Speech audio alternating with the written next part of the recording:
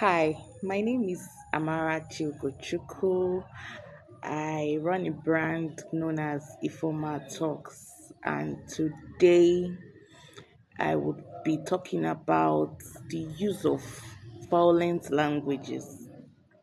I'll be addressing parents or aspiring parents to be guardians, you know, and every other person who is involved in raising a child or children.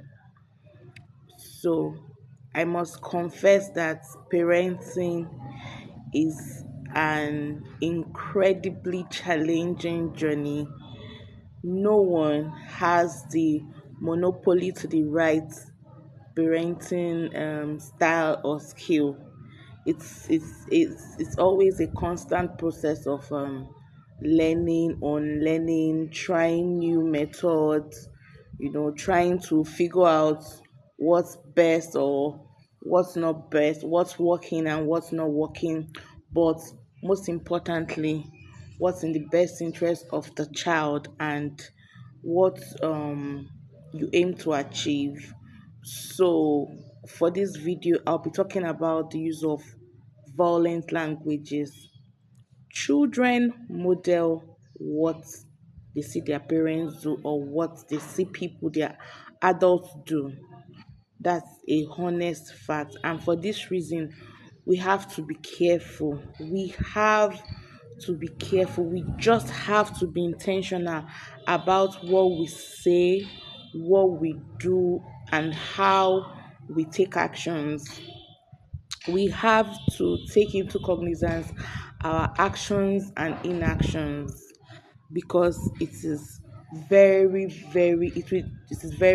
detrimental. It can make or mar the child. If it's in the negative, it will be very detrimental, to the interest of the child. So I know this. I'm sharing a true story, and like I say to people I meet physically and you, my virtual audience, I'm not speaking from a place of privilege. I'm not speaking because I have a perfect life or I had a perfect childhood. My aim is to see how we can create a safe space for the Nigerian child, for our children. There are lots of damaged adults out there, and majority is from their childhood experience.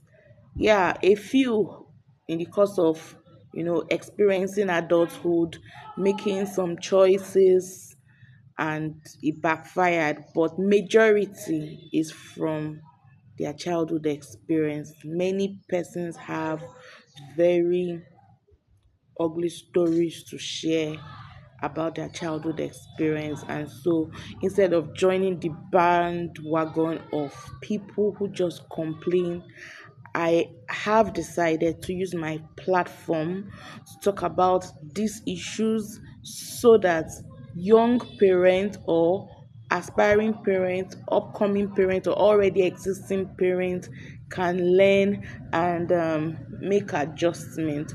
So, as we talk about teaching, as we expect so much from teachers, that is how the society and even the child expects so much from the parents. Let's not forget that the first teacher that your child encounters is you, the parent. You, the parent. When I mean parent, I am including the father and the mother. I am not excluding any part. Parents, both of you are involved. I know a father who, let me say, is an excellent father, but I know how difficult it is or how challenging it is raising extremely difficult children. And recently, he got so frustrated and started using very violent languages in a bid to correct his children. He would tell them, their boys, he would tell them that he would kill them and go to jail.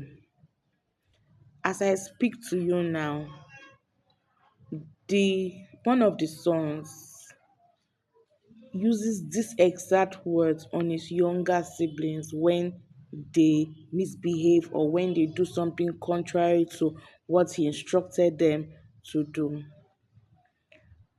I have played my part trying to caution him, make him realize that this is a violent language. He may or he may not take my correction seriously because it is registered in his head as what he sees his father, does or do to him and his siblings on a constant, on a daily basis.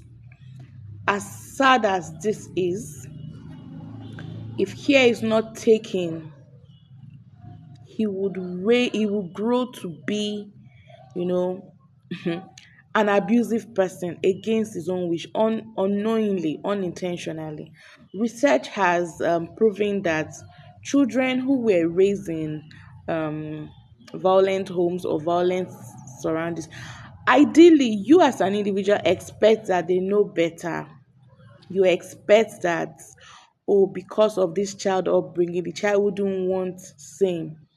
Physically, they do not want same, but do not forget that habit once formed is hard to overcome easily. And imagine a process you have been used to from your childhood. You are used to your father or your mother using violent languages on you since you were 3, 4, 5, 6. You became 7, 8, 9, 10, 11, 12, 15, 20 years after.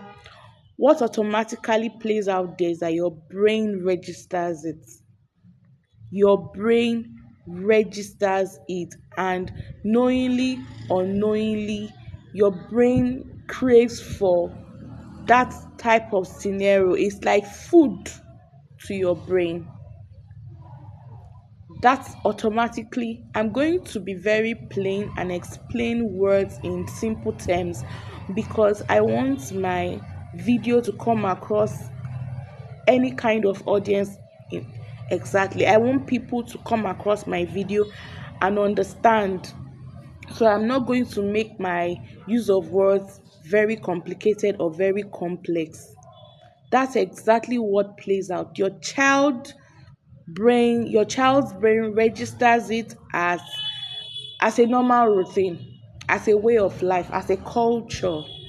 And so when the use of violent languages, the brain starts craving those words. It's like food to the brain. It's like it's like food to the soul. It's like food to the body. It's just like when a person has undergone physical torture for so long, the person now develops a thick skin. Just like they tell you that minimize how you make use of corporal punishment, because for some children they now become so attached to it. That pain latches on their skin and it becomes normal to them. Please, please, and please, dear parents, I am admonishing us, please. And I would like to appeal that we start paying attention to our children from the early stage. Don't give excuses on their behalf that this is just a child.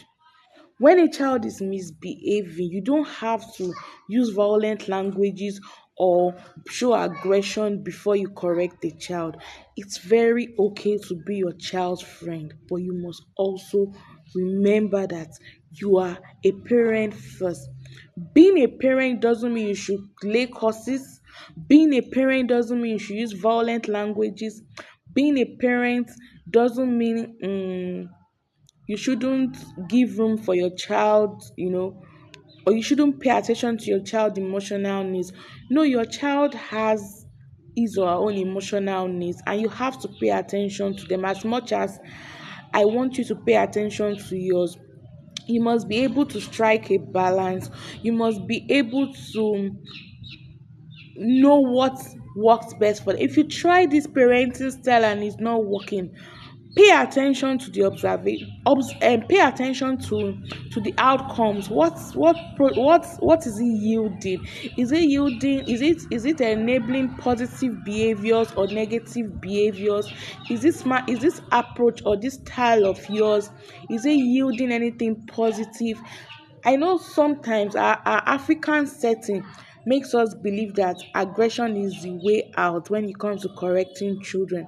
No, it is not. I am honestly appealing to parents. The use of violent languages in a bid to correct your child is very wrong. It will never yield good results. It's a cycle. It's a cycle. You do it, the child grows up. If he or she wants to have a family, they continue because this is what they are used to. The aim of this video, let us break this cycle. This use of violent languages in a bid to correct it, let it end now. Say no to the use of violent languages in a bid to correct children. My name is Amarachi Ifoma Ugochukwu, also known as Ifoma Talk. Till I come your way in my next video, do take care.